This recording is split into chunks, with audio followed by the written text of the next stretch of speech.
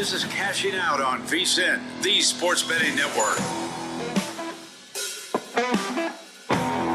All right, let's have some fun. It's time for Cashing Out with Joe Ceraulo, a whole new hour of the program, getting you ready for your Tuesday morning, and we've got it all. An exciting MLB Monday on the diamond. 14 games on a Monday. How often do we get treated to that? To make it all the more better, a 3-0 day. Phillies run line, Mets first 5 run line, half a unit play on a Pete Alonso anytime home run because death taxes, and Pete Alonso going deep in Miami, ladies and gentlemen. Got there, 3-0 day to end the month of March, and that gives us a March where we went 72 and 51,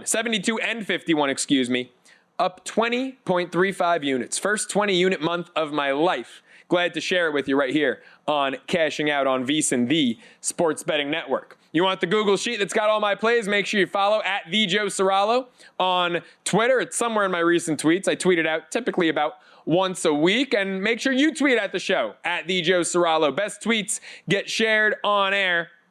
Will make you a part of the Cashing Out family when you tweet at us. Like yesterday, our guy Dan Groeschel reminded everyone, got there on an NBA future. Raptors over 27.5 wins. Now just waiting on Phoenix to lose 2 more games. So we get there on the under. Love when we've got some future bets in pocket, in common, that we get to sweat out together here on the program. We'll get to some baseball. Like I said, it was a hell of a Monday for us on the diamond, but it is Final Four week. And we've got a lot of great basketball. We've got the college basketball crown. We've got the NIT.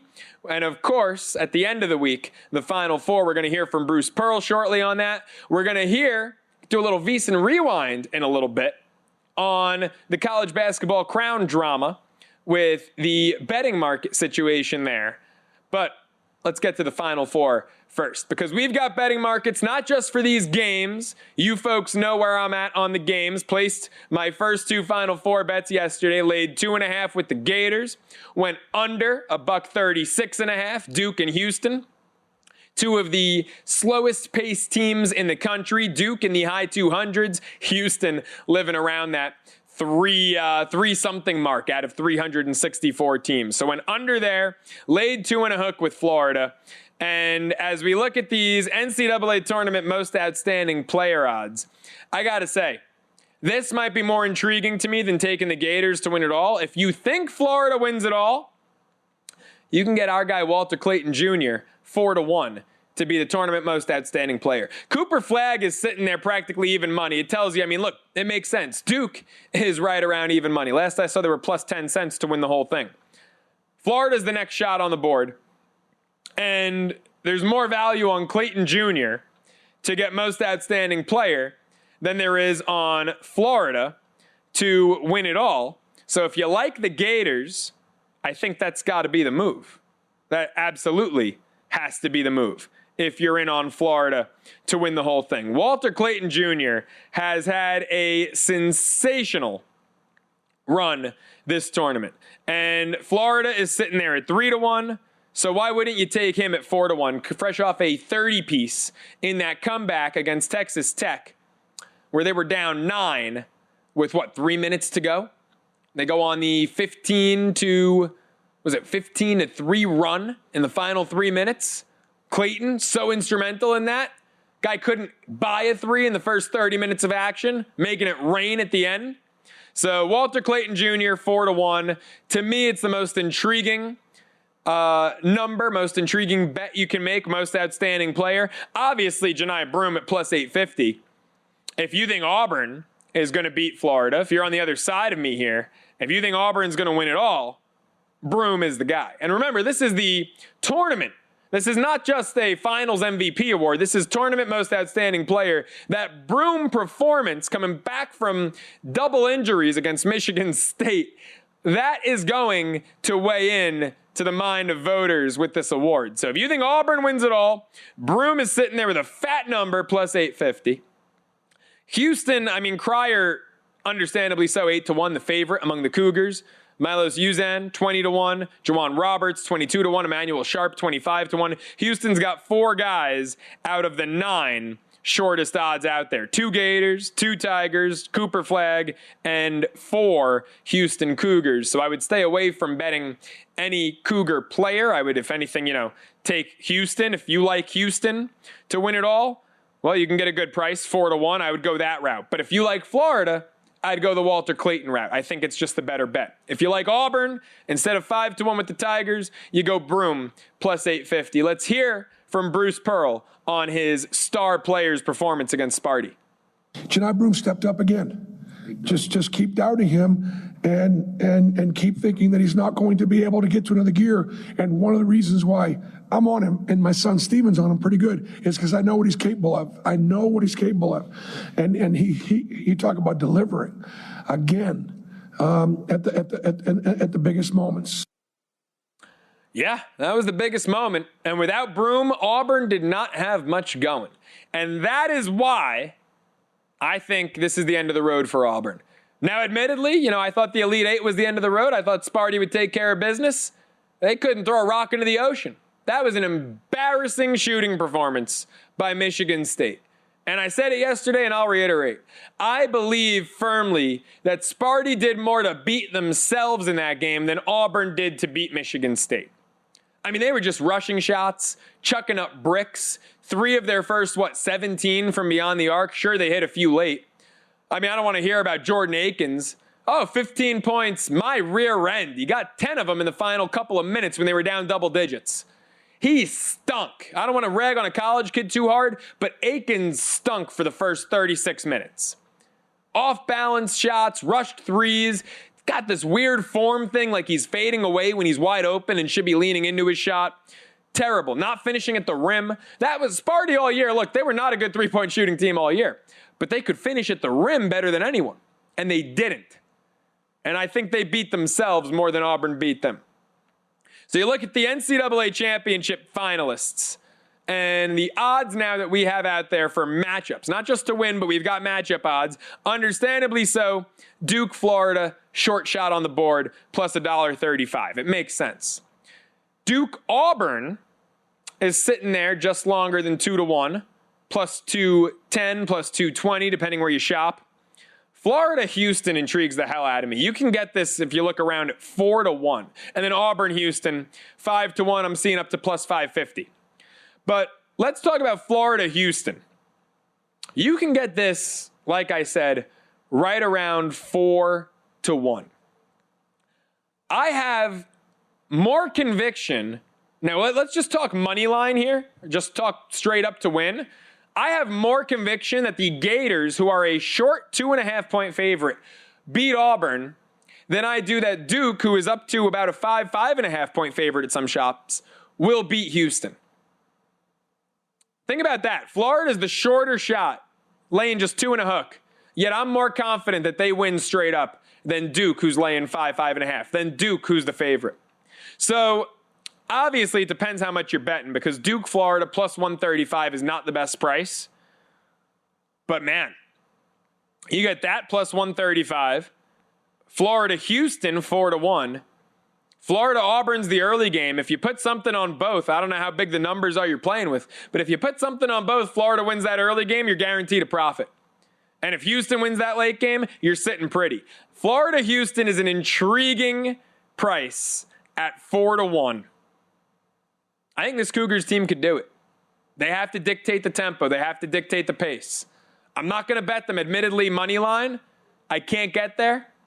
But I have the under. And the under should bode well for Houston. I'm waiting to take the points. If I can get 6, I'm running to the counter. 5.5. I could get there. 5.5. 6, I'm sprinting. But I think Houston is more live to win the game outright than Auburn. I just don't like this matchup for Auburn.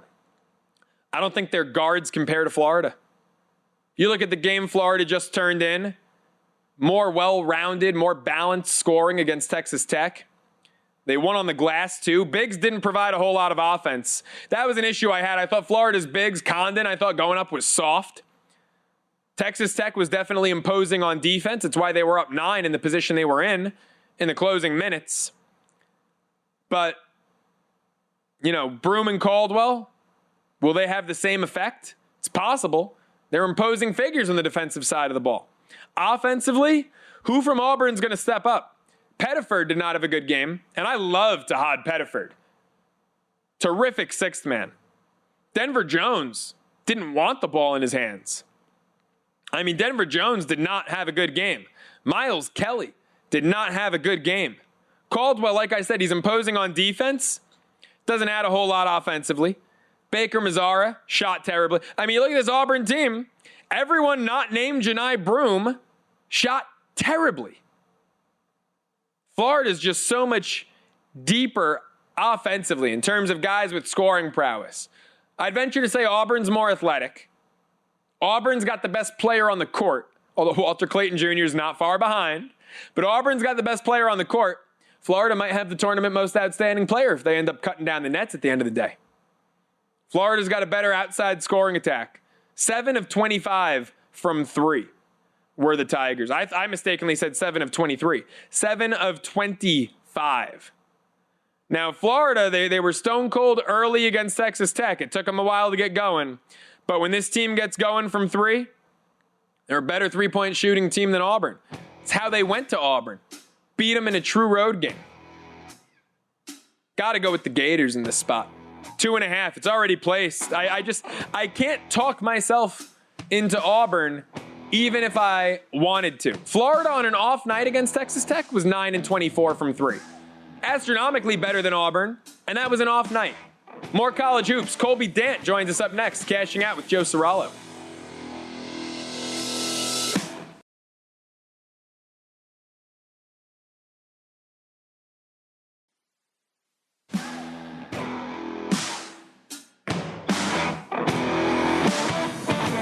Welcome back to Cashing Out here on VSiN, the Sports Betting Network.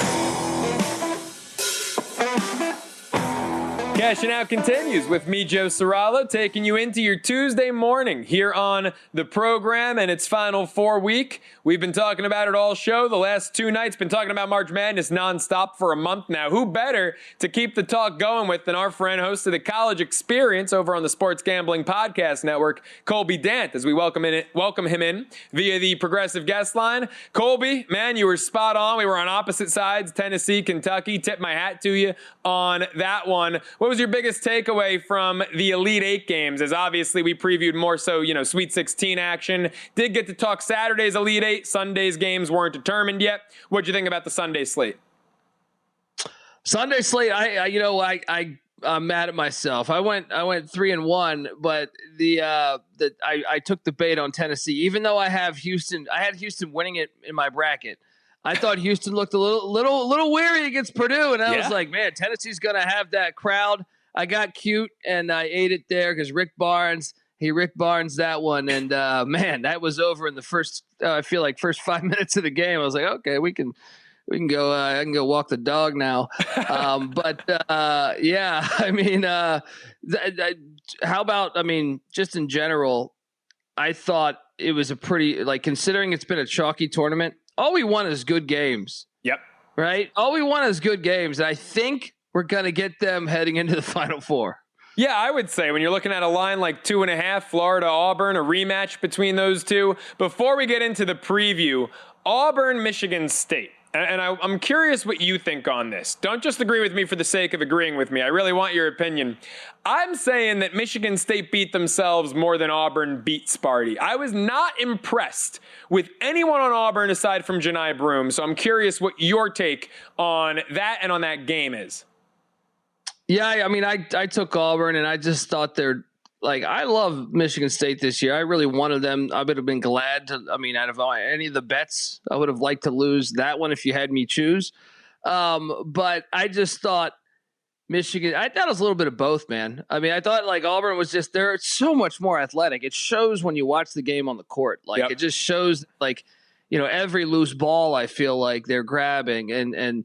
Multiple shots, possessions, on one possession, they'll get 2 or 3 offensive rebounds and end up jacking up a 3 and one will finally go in. So I thought they were the better team, but I think there was probably a little bit of truth in what you said, a little bit in both, but I do believe they could probably play 20 times and I don't think Michigan State would win. Yeah, I mean, Auburn definitely the better team, not disputing that, but my goodness, just a dreadful shooting performance from Sparty. Look, we all know they stunk from three, but all year they've been finishing at the rim. And the fact that I counted at least a dozen, it was like the St. John's Arkansas game, the missed layups. This two teams that had been so reliable in the paint and all of a sudden couldn't buy one point blank. But now Auburn catching 2.5 to Florida. Colby, what's your play in this one? Well, Florida to me is the luckiest team in the tournament. Like, I know you think Auburn. I'll put Florida there. Sorry, as my knee knocks us. But like Florida had no business beating UConn, in my opinion. Like, you watch that game and you're like, wait, how did Florida win? Well, I didn't think it was possible for that to happen again with Texas Tech. Yes, I did have Texas Tech on the money line, so forgive me if I sound like a bitter old man. But I mean, Todd Golden, look, I believe Florida has the best roster in college basketball. I believe that they do. But I think the guys needs to prove to me a lot that he can coach in-game. Because in-game coaching, that ain't how they won those games. The way they won those games was Walter Clayton Jr. hitting some crazy shots that you shoot in a game of horse. So, but here they are. They're taking on Auburn and Janai Broome. How healthy is he? Because you let your ankle, he came back in the game Willis Reed style, but still he over a couple days of not practicing, I still think you're not going to be 100%. I'll take Florida. I'll take Florida just on the unknown status of Janai Broome. But man, I'm weary on them. I don't think they can win a national championship without him. He's got to be better at in-game adjustments. So it sounds like you're saying if Bruce Pearl, if you switch coaches here, if Pearl's on the Gators, they're probably laying 5.5, 6.5 in this one, but Golden holding them back a little bit maybe? I truly believe that. I mean, if you look at, both these teams, I honestly, here's what's hilarious. They're in the Final Four, so, I guess the joke's on me. But, both these teams would be the two teams I would circle as they haven't looked the part. Like Michigan, if that game was not in Atlanta, if you put that game in Newark or, LA or wherever. You ain't kidding about Newark. I think Michigan beats Auburn. I mean, they were up, 9 with 11 minutes left. So that arena being, just like the jungle, I felt like really helped Auburn and credit to them because they put them in a spot in the regular season with all the wins that they had. But you go back to the game even against Alabama State. Auburn has not looked incredible this tournament. And Florida, yes, they look great against Maryland, but then the reports come out that Kevin Willard's been talking to Villanova for 6 weeks. So I don't know what to even deduce from that. And he's been clearly outcoached to me. I thought Grant McCaslin and Danny Hurley severely outcoached Todd Golden, and they're so talented they found the way to win. But man, I'll tell you this, I feel better saying the winner of the Duke-Houston game is going to win the national championship. Wow, so let's dive into that game. What do you think about the number? It's moved from 4.5 to 5 or 5.5, depending on the shop. The total seems to be drawing more intrigue than the side for a lot of people. $136.5. What's your play or your multiple plays if there are multiple? Yeah, I'm going to take the points and just because they played a year ago, we all know the way it went down. Houston, the injury situation a year ago was pretty vital to their team's future, specifically against Duke. But I think they'll be ready for this, and I think they'll be able. This is to me just a fascinating game. Obviously, Ramon Walker is a game time decision, but I think he's gonna play with the severity of this game. It's in San Antonio. I think they might have a little bit of an edge after being on the road in Indianapolis, taking on Purdue, when it was pretty much like a road game. But to me, I'm fascinated by just the overall game. The under to me is still appealing, even though I know some people have said the number is too low. I think the under is still a play because I think they're going to be able to defend Cooper. You saw Cooper Flagg kind of struggle for the first time. I don't know if struggle would be the right word, but he didn't look as good as the previous games. Looked human. Yeah. And so to me, I think Houston might be able to see something there on tape and say, hey, we can do this because they can defend to me as good as anybody in the country. And the way they rebound the ball, I think could be a real issue for Duke too. So I think you take the points. I think they're live on the money line. I really think this is going to come down to the final possession or two of the game. So you're looking at 5.5. I think you're sitting in a decent spot. Colby, I'm right there with you. Haven't played the side yet. I'm getting greedy. I'm trying to wait for a 6 if I can get one, but I'll take the 5.5 if not. Already played the under, just like I already played the Gators, -2.5. Much better when I'm on the same side as you than when I go against you and take Kentucky and get freaking embarrassed by Tennessee in that spot. By the way, I don't know if you recall this. Thursday night, you're on. We're talking Tennessee, Kentucky. I said if Tennessee wins, what would the total come out at against Houston? 126.5. Said that kind of jokingly, tongue in cheek. What was it? 124.5? Wasn't it lower than the number I threw out there? Yeah. I mean, now that you bring it up, I do recall. Super sharp on our show here. Yeah, right. I mean, I said that jokingly. 126.5 comes out lower than that, and then lands on 119. Unbelievable. Yeah, look, Tennessee is nowhere near Duke offensively, but holding them to 50, that's crazy. I think they can hold Duke to a total that keeps them under this 136.5 number. Final minute, Colby, do you have any NIT action for the semis Tuesday? Oh, do I? You give me some Hinkle Fieldhouse action. Of course, I like UC Irvine. North Texas obviously lost their coach. I mean, he's going to coach them through. But I'm always wary when that happens. The rest of the team's probably thinking, hey, where am I going to be in all this? UC Irvine, Turner runs a good program there. I like them to get it done against North Texas at Hinkle. And then in the other action, I will take I'm going to go with Dan Earl and Chattanooga. Loyola Chicago's a different team when they leave Chicago. So Chattanooga and Dan Earl, they should have made the NCAA tournament this year. They blew it in the SoCon tournament. I think next year they're licking their chops at an opportunity to get back there. And I I actually like them to win the whole thing. Give me Chattanooga to get it done against the Ramblers of Loyola Chicago. Yeah. Yep. I almost said the Wolves. Yeah. Colby, you're the best, man. Always appreciate the time. Thanks so much for hopping on. Anytime, man. Always a pleasure. Take care, man. No one does it better when it comes to college hoops. Make sure you check out the College Experience and the rest of Colby's great work over at the Sports Gambling Podcast Network, and follow him on Twitter at @TheColbyD. Folks, are you ready to take your sports betting to the next level? Because if so, the Sharp Plays at sharpplays.com can be your secret weapon. Since 2011, they've been building trusted relationships with major sports books and insiders worldwide. They provide daily updates on what top pro bettors and betting groups are wagering on, so you're always ahead of the game. But that's not all. They've just launched a cutting-edge AI betting analyst that provides even more selections and reports, giving you the edge you need to win. Best part, check out their free content anytime. Get real-time betting action reports, alerts, and more through email and Twitter, plus explore all their records right on the website at sharpplays.com. With the Sharp Plays, you're joining a team that's got nothing to lose, so start today and get access to the best betting insights at sharpplays.com.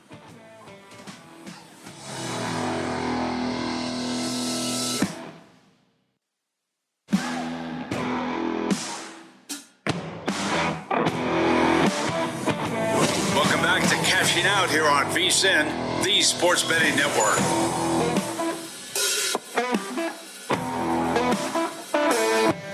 Cashing Out continues with me, Joe Ceraulo, taking you through the late hours of your Monday night into your Tuesday morning. And you know, folks, there is fake tough and then there is real tough. And sometimes you have conversations with people you care about and you say, look, you're going under the knife in a couple short hours. You're going in for surgery.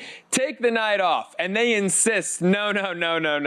I've got winners to give to the people. So let's get some winners before the man goes under the knife. Pops, this might be the last time I ever speak to you. Let's make it a good one. It's time for Father Knows Bets. George Ceraulo with us on the Progressive Guest Line. How you feeling pre-surgery, Pops?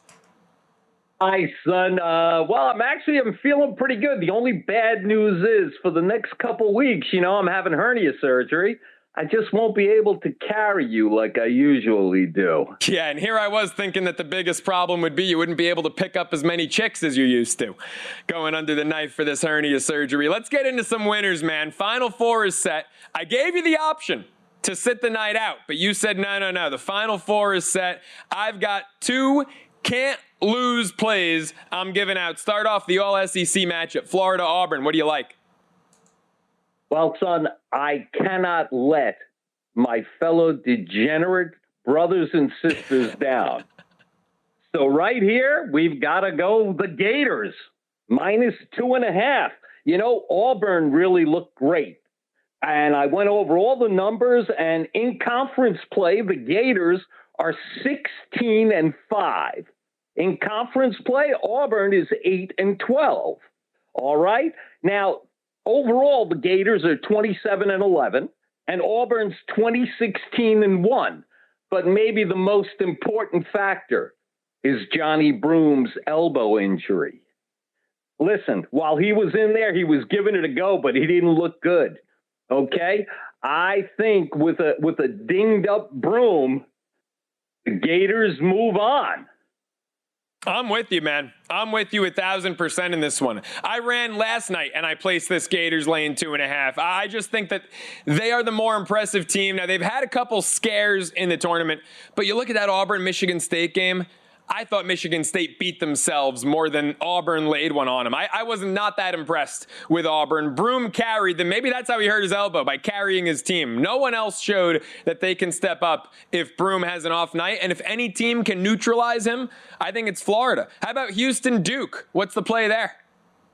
Well, first, I agree with you. As a matter of fact, I already played Florida 2 times. Okay, just so you're aware. Because one wasn't enough. Of my feelings. Yeah. Now, Houston. Okay, Houston, I've got plus 5.5. Now, look, Duke is looking overpowering, no doubt. But Houston, what they did to Tennessee, they're up 34-15 at the half.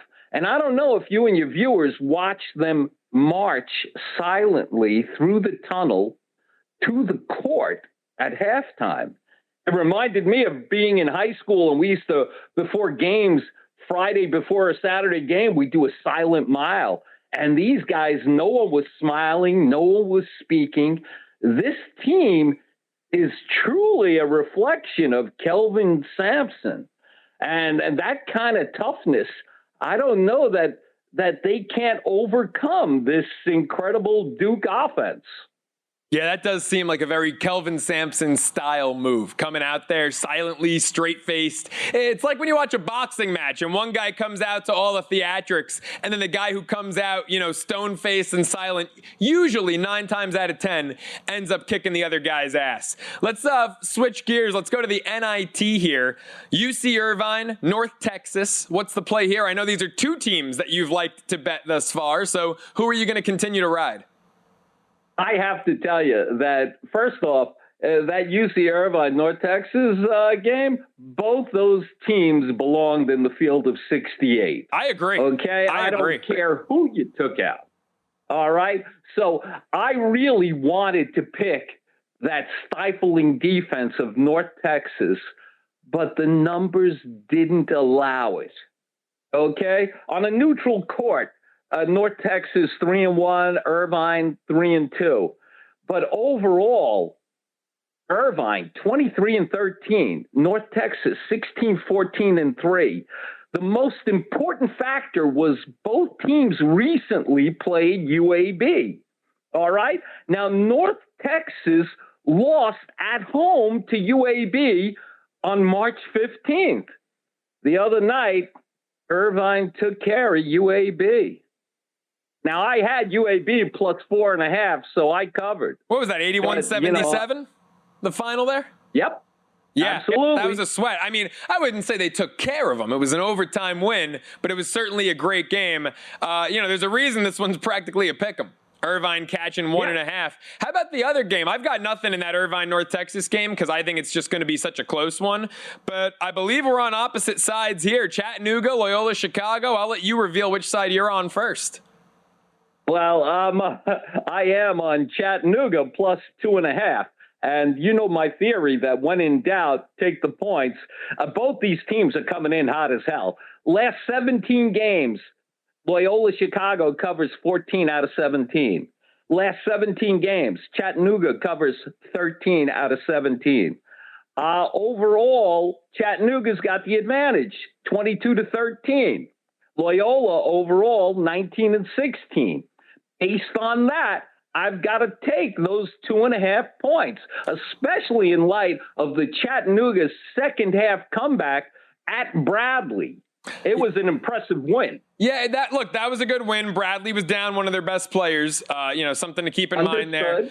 Loyola, you look at their overall records. I hear you. I don't care what Loyola did in November, December. They are hot as hell. Both of these teams are hot as hell. I'm on the Ramblers. You're on the Mocs. We'll put a beer on it when you're feeling better. How about this CBC, this Crown Basketball Classic? First year it's going on. There's already issues. Some states have pulled and voided their bets, pulled games off the board because they're saying it's not regulated. It's still on the board here in Nevada. Villanova, Colorado going against one another tomorrow. What do you have in this one? Well, first off, BetMGM has taken the action off in New York. DraftKings still has it on. That's funny because I open up DraftKings and I can't find any lines to the games. But that's really funny that where you are, they're still up there. So what do you have in this one? Yeah, so in this game, I've got Nova -3.5. And this one isn't a numbers game, okay? This one is the WW game. Okay, this is the Willard Watch game. Who's going to perform for the new coach? Who's going to entice Queen into leaving Maryland and playing at Villanova for a year? Ooh, wow. I think Queen's going right to the NBA, but definitely playing for potentially a roster spot for Willard next year. I love that angle. I love the pick. Colorado stinks. They knocked West Virginia out of the field of 68 in the Big 12 tournament, but West Virginia stunk down the stretch too. I like that play a lot. From college to the pros, what do you like NBA on Tuesday? Okay, so as you know, most NBA action I take is live. Tonight I have the Lakers live -1.5. I picked it up in the second period, okay? But on this game, I locked this in early. I locked it in when the Grizzlies were up 10 points on the Celtics in the second period, all right? So I locked it in at -2.5. It's already -3.5 at BetMGM and -4 on DraftKings. I love the Warriors here. The Grizzlies, as you just spoke of earlier, they're in disarray. New coach, nobody knows anything. Edey tonight played like 13 minutes. The Warriors on Sunday, their starters, the longest any starter played was 27 minutes. The starting five is well rested. Steph Curry only played 26 minutes. I look for the Warriors to take advantage of this Grizzly team that has just fallen off a cliff. Yeah, you hate to use the term auto fade, but Memphis is as close to an auto fade as any team in the association right now. You got 20 seconds or less. Padres Guardians go over 8.5 on Monday night. Do they do it again? The total is 7.5 Tuesday night. Absolutely. Take that over. Everyone on the Padres is whacking the ball. We got two suspect pitchers. We got King coming in with pitching 2 2/3, gave up 3 runs. Logan Allen's first appearance of the year. He had a tidy 5.7 ERA last year. Take over 7.5. I jumped on that. Pops, as always, great stuff. Appreciate the picks and good luck with surgery, man. Love you. Thanks so much, son. Have a great night. George Ceraulo, Father Knows Bets. Folks, look, the tournament might be winding down, but the betting action never stops here at VSiN. Major League Baseball is back. The NBA and NHL playoffs are right around the corner. NFL draft just weeks away. And hey, the Final Four is this coming weekend. Stay ahead of every opportunity with a VSiN Pro subscription. For just $9.99, you'll get daily best bets, exclusive betting splits, 24/7 video access, plus our MLB season betting guide and upcoming Kentucky Derby betting guide. No matter the sport, VSiN Pro's got you covered. Go to VSiN.com/subscribe. First 30 days, just $9.99.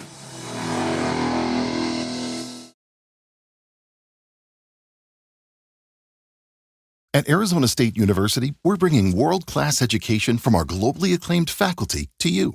Ranked #1 in innovation for 10 consecutive years and #2 among public universities for employability, ASU isn't just ahead of the curve, it's creating new paths to success. Earn your degree from the nation's most innovative university. Online, that's a degree better. Explore more than 300 undergraduate, graduate, and certificate programs at asuonline.asu.edu.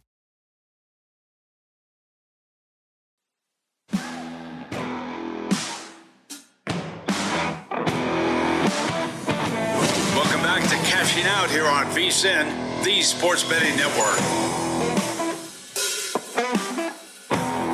Cashing Out continues with me, Joe Ceraulo, getting you ready for your Tuesday here on the program.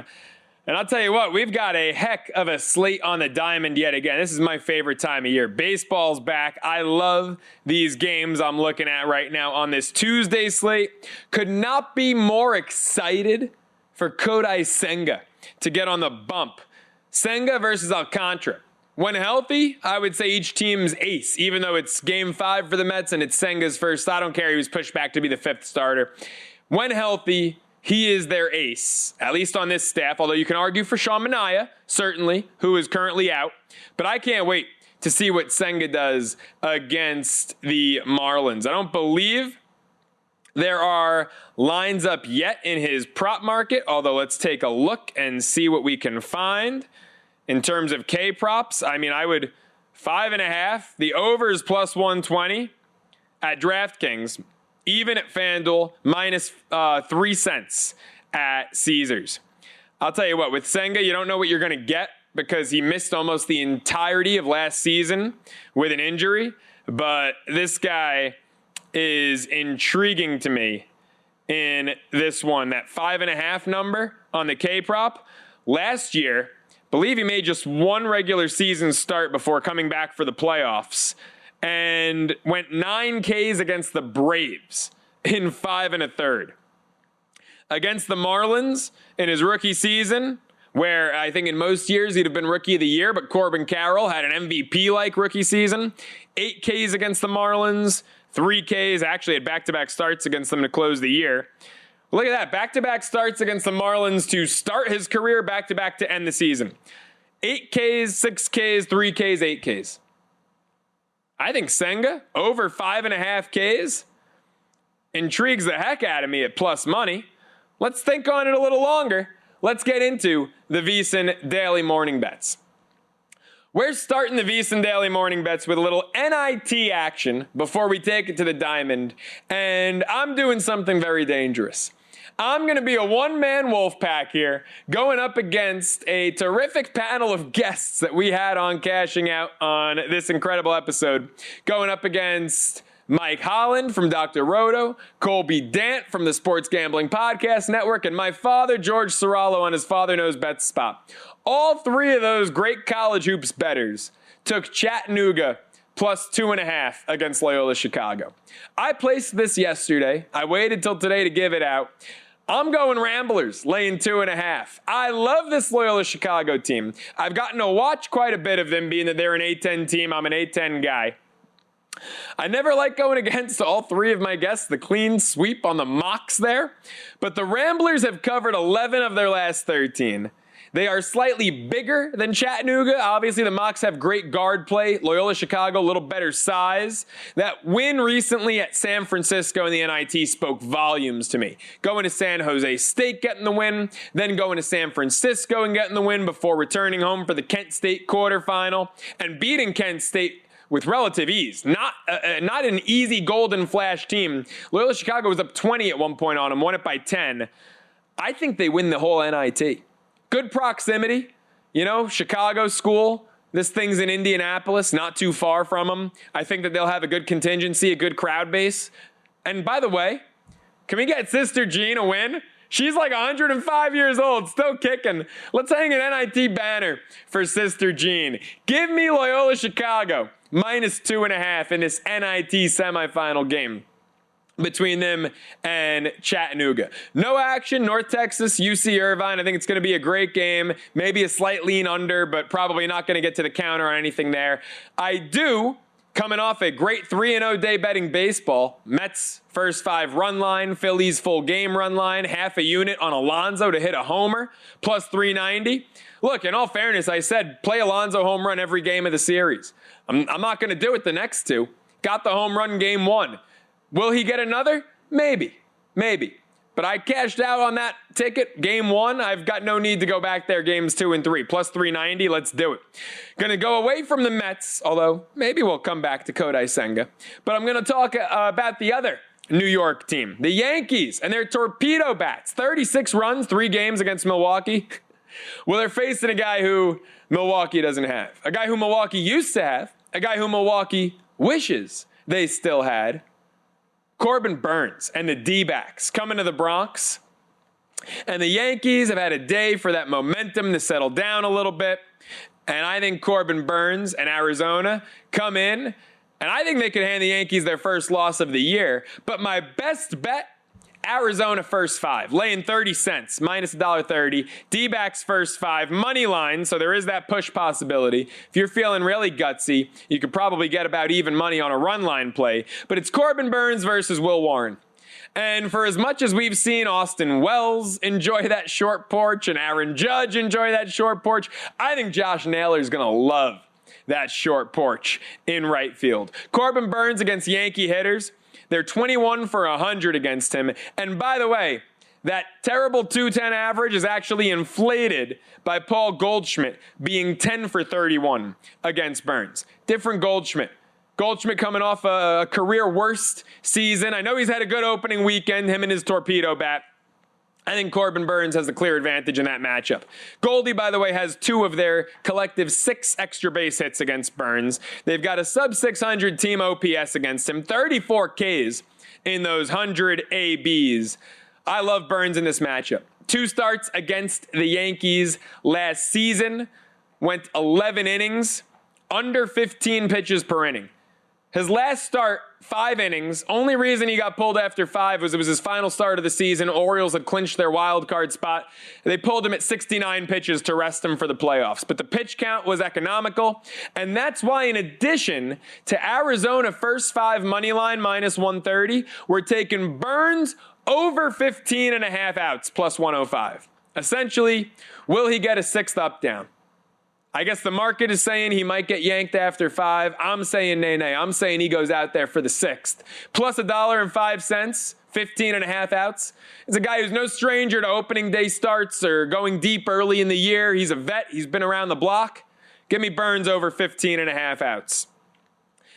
By the way, we're going to call that my best bet. Best bets, of course, brought to you by G-Bank, the official bank of VSiN. Folks, G-Bank is up in the ante with up to a $750 bonus for new G-Bank Visa Signature Card customers. First, new customers who spend $1,000 on eligible purchases within 90 days from the account opening receive a $250 bonus.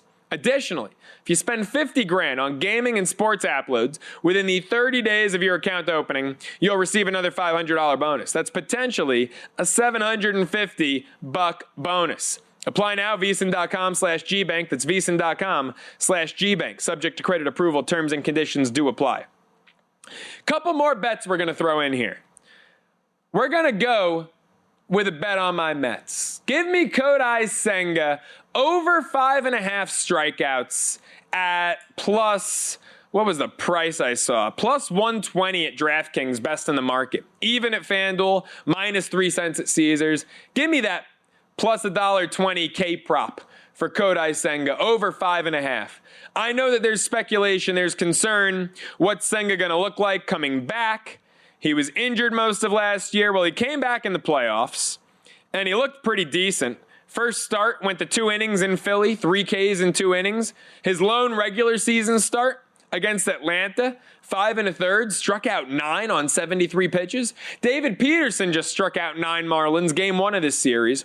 Senga, 4 starts against the Marlins in his career. He's gone for 8, 6, 3, and 8. Over this mark, 3 out of 4 starts against Miami. Give me the over 5.5, plus 120, with that ghost forkball of his. I'm going to take that plus money price. His K-prop's going to be much higher as the season progresses. Final play, little West Coast night action. Mariners, first 5 run line, minus 10 cents against Detroit. So need them to have the lead. It's risky with this Mariners anemic offense, but small sample size. They seem to hit Mize well. Casey Mize going for the Tigers. 280 average against him. Look, it's a play on Gilbert. I can't go over 8.5 Ks on Gilbert. It's just an absurd number. He looks like he's on a Cy Young mission. Give me that anemic offense of Seattle to muster up a run or 2. Please give me 2 runs for Gilbert. Give me a lead after 5. He's going to shut the Tigers down. Mariners first 5 run line, minus 10 cents against Detroit. And that'll do it for the VSiN Daily Morning Bets. That'll also do it for another terrific edition of Cashing Out with Joe Ceraulo. But folks, the great content at VSiN never ends. How about VSiN by the books? We want to talk pitching. Jensen Lewis co-hosting alongside Dave Ross, 7 a.m. Eastern. Then a numbers game with our friends Gil Alexander and Kelly Bidlin at 10 a.m. Eastern, followed by Money Moves with Stormy Bonantoni and Matt Brown at noon Eastern. Special thanks to our terrific team here at VSiN. Couldn't have put this show together without them. Our sensational producer, Adam Bernard. The rest of the squad behind the glass, Corey, Jarens, Alexis, Chris. Again, couldn't have done it without them. That does it for another episode of Cashing Out. I'm Joe Ceraulo. Let's do it again, Domani.